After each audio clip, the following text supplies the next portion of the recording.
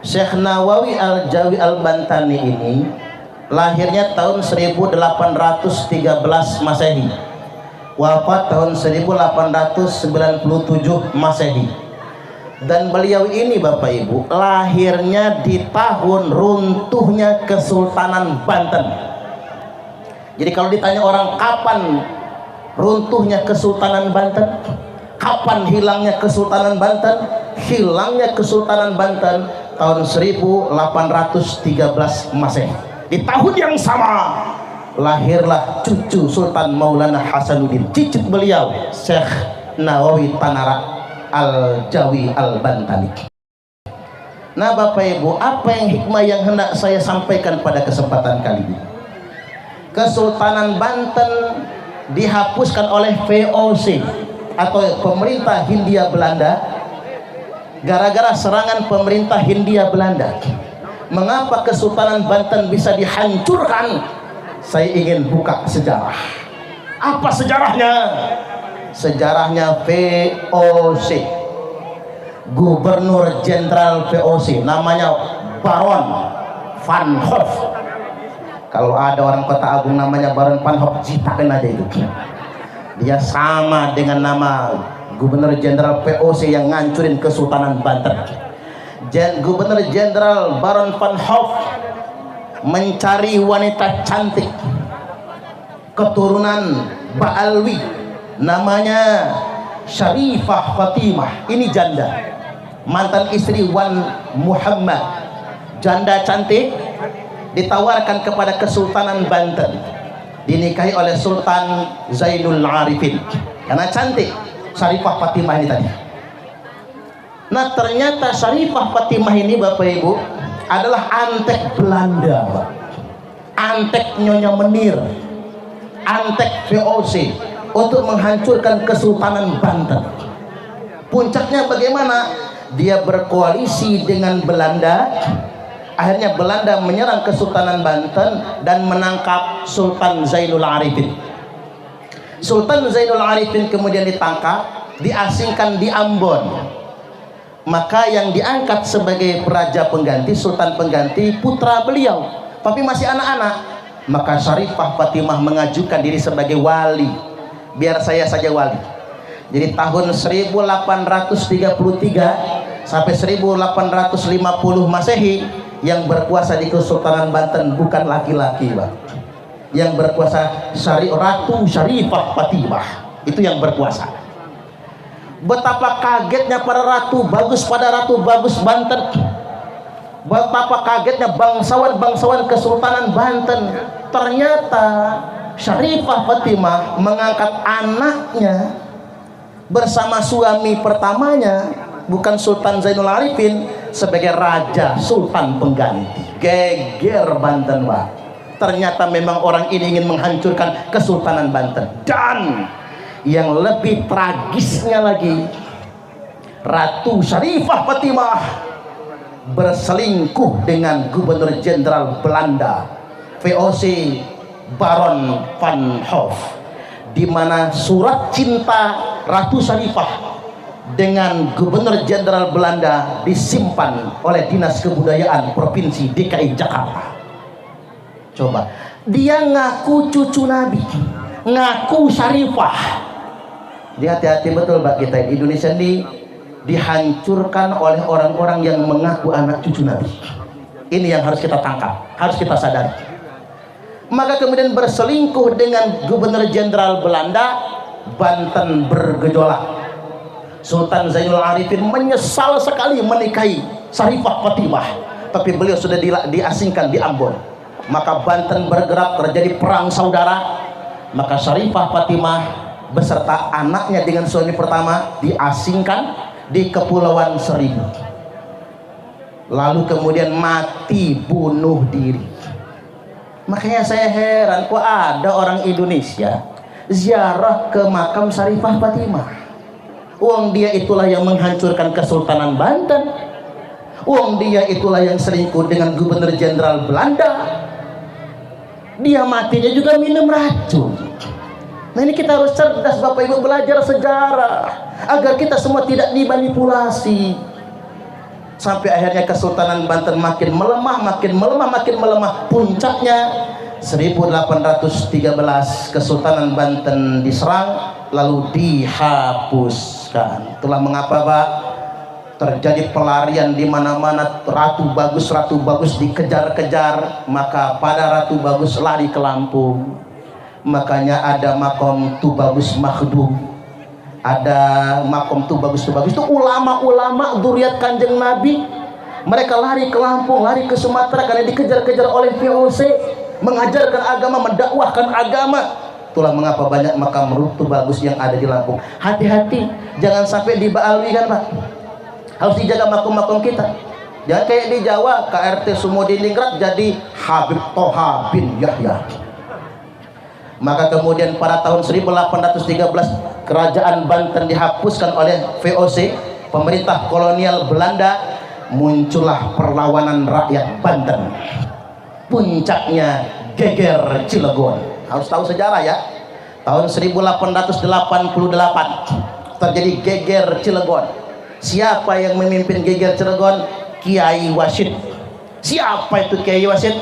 Kiai Wasid adalah murid Syekh Nawawi Tanara dan murid Syekh Abdul Karim. Syekh Abdul Karim sama Syekh Nawawi itu Pak kakak adik.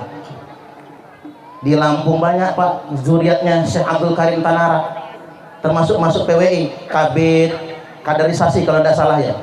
Itu Tu Bagus Andi Alawi. Bukan orang Teluk itu Bapak Ibu, sekarang buka pesantren di Jati Agung, itu gabung di Perjuangan Wali Songo Indonesia. Itu dzurriat Syekh Abdul Karim Tanara. Jadi kalau bisa nanti Syekh Abdul Karimnya juga dihauli atau digabung. Syekh Nawawi sama Syekh Abdul Karim itu sama, kakak adik, waliullah semua, ulama kita semua.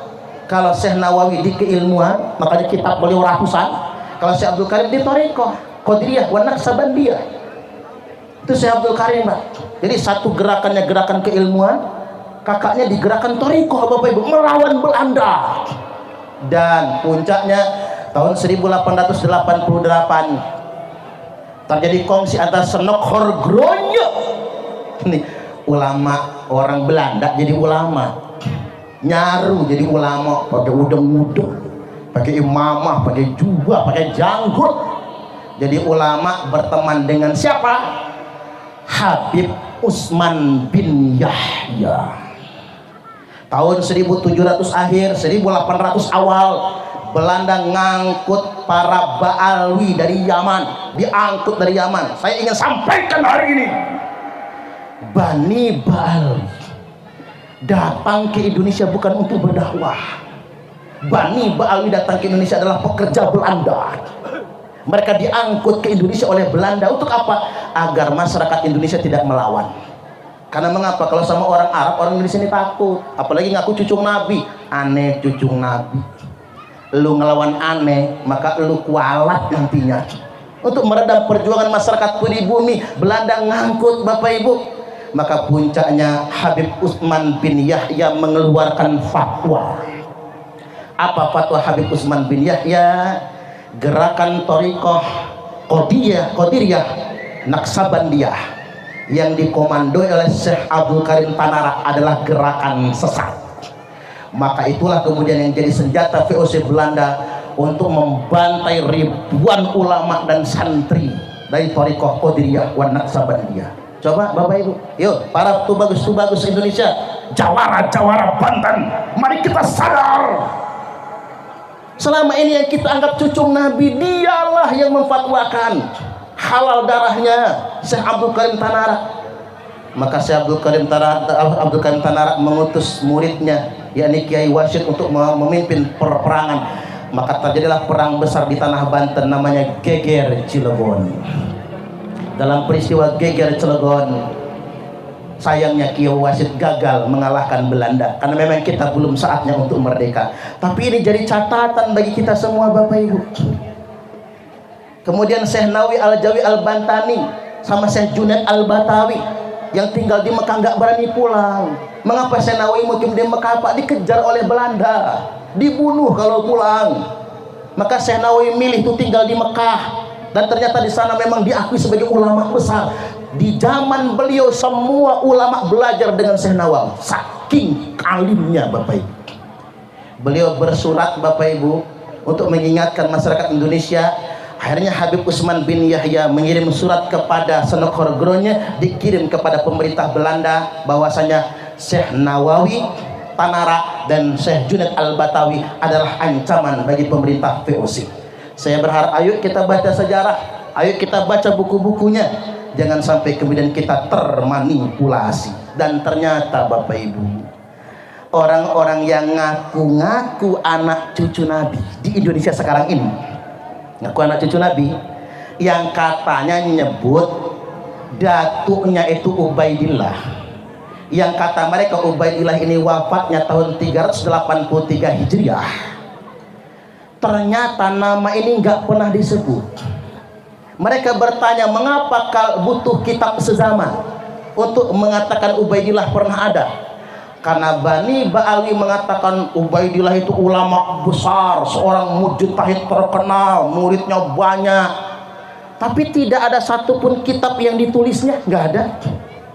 Nggak ada satupun murid yang mengakuinya, nggak ada. Nggak ada satupun kitab sejarah yang menyebutkan namanya, nggak ada. Nama ini baru muncul 550 tahun kemudian. Saya ambil umpama begini Bapak Ibu, ada orang yang ngaku anaknya Soekarno, namanya Suparman Soekarno Putra, nggak ada mirip-miripnya ya.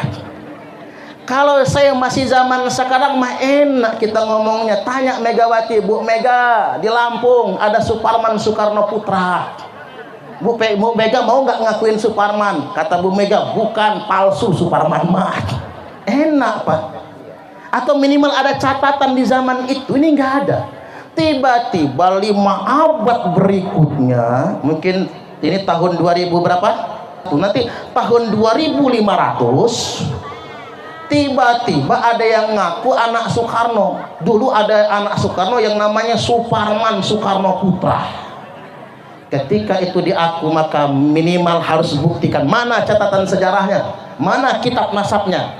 Wajar ketika cicit keturunan zuriat Sunan Gunung Jati, keturunan Maulana Hasanuddin, Kiai Haji Imaduddin Uthman Al-Bantani, yang sering diajak orang itu Pak, beliau dengan penelitian ilmiahnya berani memastikan Ubaidillah adalah tokoh fiktif dan bukan keturunan Nabiullah Muhammad sallallahu alaihi wasallam. Ini berdasarkan satu kitab nasab, yang kedua berdasarkan kitab sejarah, dan berdasarkan tes DNA. Ternyata gerombolan orang yang ngaku-ngaku cucu Nabi di Indonesia ini haplogrupnya G. G itu Eropa Kaukasia, Yahudi Askenazi yang hijrah ke Yaman, beragama Yahudi. Begitu Islam datang, mereka semua masuk Islam. Bisa dipastikan mereka bukan zuriat Nabi, tapi Muslim, sama seperti kita semua. Halo, halo. Ngomongin sejarah berat ya Pak. Baik, saya lanjutkan dikit lagi Bapak Ibu. Rasulullah sallallahu alaihi wasallam telah mengingatkan, nanti umatku akan dihadapkan dengan suatu fitnah. Apa itu? Tsumma fitnatu sarra. Umatku akan dihadapkan dengan zaman fitnah kemerdekaan setelah fitnatul ahlas. Apa itu fitnatul ahlas? Wahya fitnatu harabin wa harab. Fitnah ahlas adalah fitnah di zaman penjajahan, peperangan dan pelarian.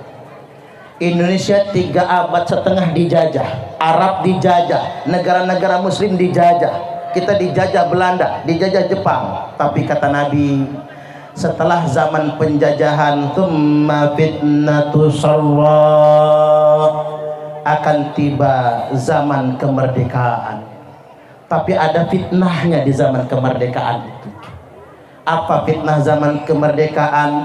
Kalau di zaman penjajahan kita bersama berjuang mengusir penjajah, ringan sama dijinjing, berat sama dipikul, berdiri sama tinggi, duduk sama rendah, kita saling bekerja sama, menguatkan tangan kita, rawe-rawe rantas, malang-malang putu-putu, Cancut Taliwondo, bekerja sama, berjuang mengusir penjajah. Tapi sayang, di zaman kemerdekaan banyak provokator menggunting dalam lipatan, menjegal kawan seiring, menjadi duri dalam daging, bala dalam sekam, makan teman sendiri. Kalau kemarin Hardiknas, Hari Pendidikan Nasional, kita dengar ada slogan Ki Hajar Dewantoro, ing ngarso suntulodo, ing madya mangun kerso, tutwuri handayani. Di zaman sekarang sudah diplesetkan, ing ngarso numpuk bondo, orang mikirnya numpuk kekayaan, ing madya mangan konco, temen dimakan. Tutwuri golek rai, ujung-ujungnya cari muka. Maka saya ingatkan kepada segenap kader-kader perjuangan Wali Songo Indonesia, jangan kayak gini. Berjuang harus saling menguatkan, iya Baya. Jangan membawa kepentingan pribadi. Hayu kita rawe-rawe lantas, malang-malang putu, Cancut Taliwondo, berjuang bersama. Jangan kedepankan kepentingan pribadi. Insya Allah. Jangan sampai kepentingan pribadi kita dikedepankan, akhirnya ngejegal teman sendiri. Ya, terutama nih zaman politik Bapak Ibu, orang nggak bisa dipercaya. Gara-gara politik lawan jadi kawan, kawan jadi lawan, ya Pak ya. Ibu-ibu juga sih pasang pelang di depan rumah sepanduk, nggak terima kalau gocap. Apa-apa sudah naik 200 gua coblos. Emak-emak ini Pak, ini gara-gara politik ini hancur tatanan. Emak-emak ini kalau ada caleg ngasih 50, apa kata emak-emak? Encibir, pelit calegnya. Mulut ngomong belit, duit diambil. Pelit, tapi diambil. Begitu ada caleg ngasih 100.000, apa kata emak-emak? Ya insya Allah saya nyoblos Bapak. Insya Allahnya ini yang masalah Bu, nggak bisa dipercaya. Begitu ada caleg ngasih 200.000, siap. Nah siap nih, saya nyoblos Bapak 200. Begitu ada caleg ngasih 300.000, siap, saya nyoblos Bapak. Keluarga saya ajak nyoblos Bapak juga 300 lain. Begitu ada caleg ngasih 500.000, siap, saya nyoblos Bapak. Bapak juga sini coblos saya. Hancur. Coba nggak ada lagi saudara kan? Semua sudah dibeli Bapak Ibu, hancur tatanan. Jadi jangan harap Pak kita punya pemimpin yang baik, wong kita sendiri yang kayak gitu modelnya. Ini kita dihadapkan, dan Nabi mengingatkan, balik ke hadis lagi ya. Nabi mengingatkan fitnah sarra itu, yakni minta dakhonha min tahti qodama rajulin min ahli baiti.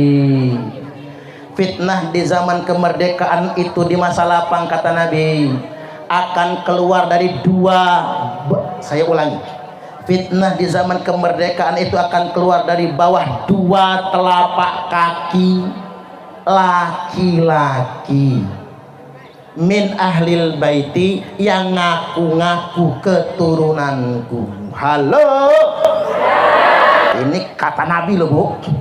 Kata Nabi, provokator di zaman kemerdekaan yang akan merusak kalian, yang akan menghancurkan kalian. Sampai Imam Mahdi muncul adalah ada laki-laki yang mengatakan, aneh cucu Nabi, dalam darah aneh nih. Awas tuh, bagus, jangan begitu. Nanti kalau begitu apa jadi? Dalam darah aneh nih, mengalir darah Nabi. Ente ngelawan aneh, ente kualat. Masya Allah, mapas. Belajar kepada satu Habib bodoh lebih baik daripada belajar kepada 70 kiai, mapas. Saat kakinya Habib gila lebih mulia daripada kepalanya kiai, mapas. Kata orang Lampung kan mapas ya Bu ya. Enak aja cangkemnya ngomong ya. Ini masalah ini Pak.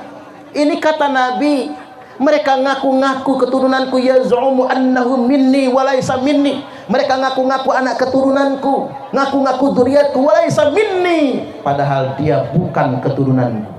Tuh kata Nabi. Memang ini Pak, kalau kita ngaji menggunakan min li tabyinil jinsi, seolah-olah yang dikatakan ini adalah benar ada keturunan Nabi. Tapi saya ingin menyampaikan, benar pun keturunan Nabi, kalau dia menyebar fitnah, memperbudak umat, nggak diaku keturunan Nabi. apatah lagi bukan keturunan Nabi. Hati-hati Bapak Ibu, kalau kita tidak bisa membuktikan, jangan sekali-kali ngaku anak cucu Nabi. Mengapa jangan? Nabi bersabda, manidda'a qauman laisa lahu fihim nasabun falyatabawwa maq'adahu minan nar.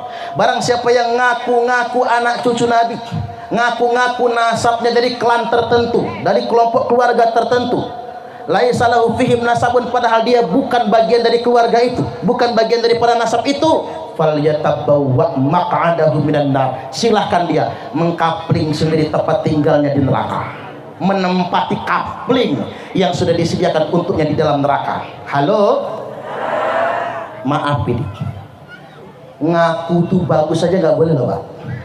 Kalau bukan tuh bagus nggak boleh.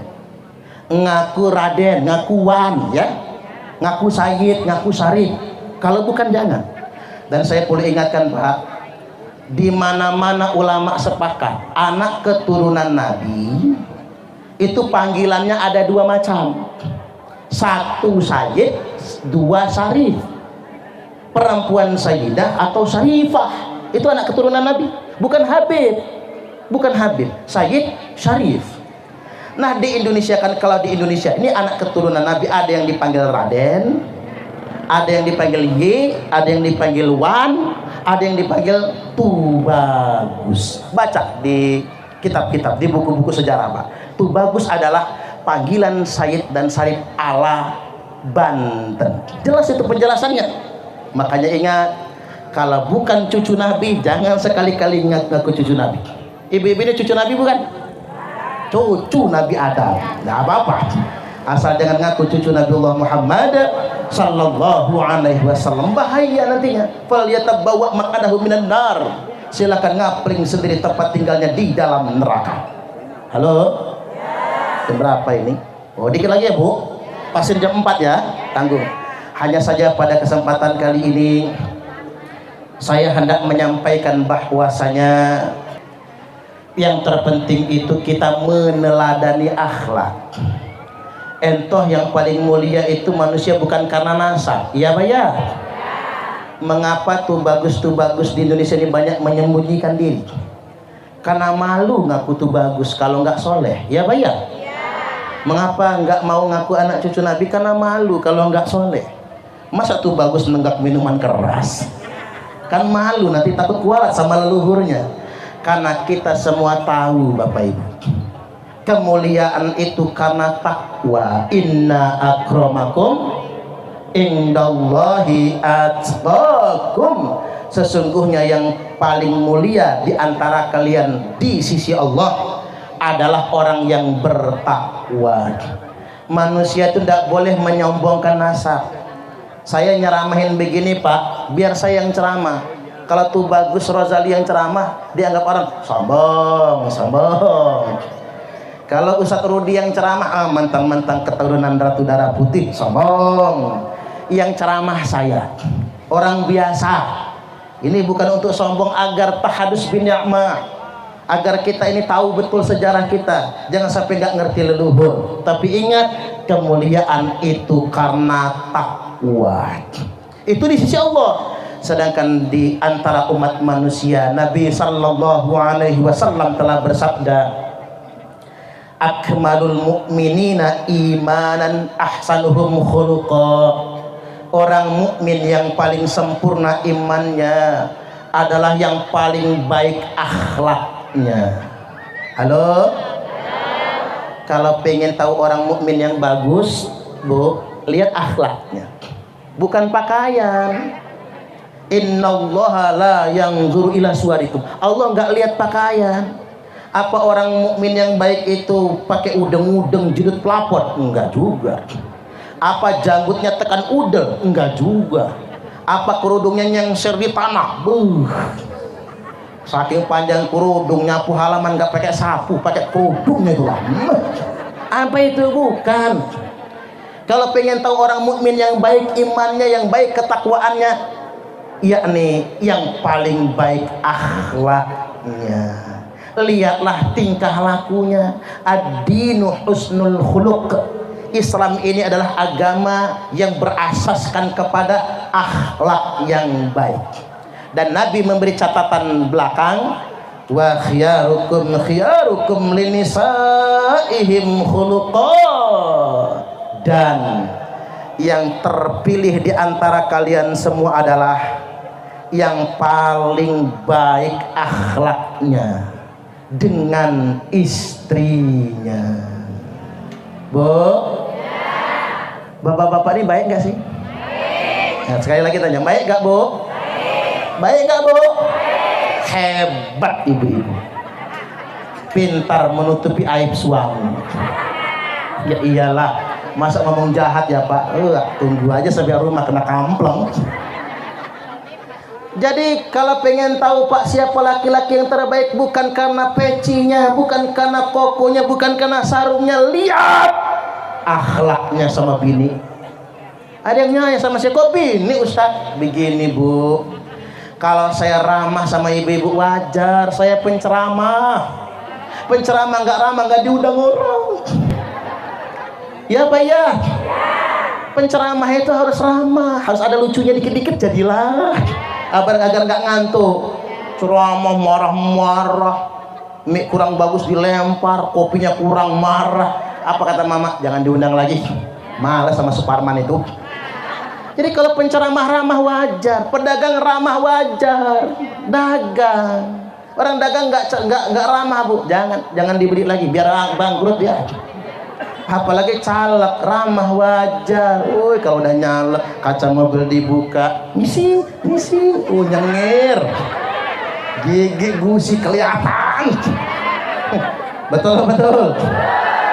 Coba kalau calegnya nggak ramah, pelit juga, nggak bagi duit, males milih, enak aja dia, paling juga duduk lupa sama kita, ya pak ya. Tapi kalau saya ramah sama istri saya, ustadz kiai-kiai ini ramah sama istrinya sendiri, bapak-bapak ramah sama istri, itu yang luar biasa. Mama, ada apa papa? Wih. Ya iya dong, kan kita muslim harus mengamalkan. Nanti papa, mama sedang membersihkan teletong. Udah duduk mama, duduk, tumben suami berubah gara-gara sering ngaji torikohan, suaminya lembut hatinya. Torikoh Qadiriyah Naksabandiyah, torikoh Syekh Abdul Karim, torikoh Syekh Nawawi, kan begitu? Gara-gara rajin torikohan, bapak ibu, hatinya lembut, baik sama istri. Duduk mama. Kirain bini mau kawin lagi nih. Ternyata enggak bu, nggak usah khawatir. Suami ngerogoh kantong, agak seret, woi duit. Dibanting 15 juta. Cerekel. Ini uang apa papa? Ini uang belanja mama.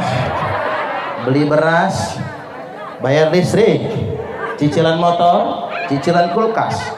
Seragam pengajian ini yang seragam belum bayar, jangan-jangan. Seragam pengajian, seragam muslimat. Kira-kira cukup mama? Cukup papa. Malah kira-kira apa banyak sisanya nih? Kalau sisa mah simpen sama mama. Itu suami yang baik ya bu ya. Lebih jangan diambil lagi pak. Suruh istri simpen, percaya sama istri.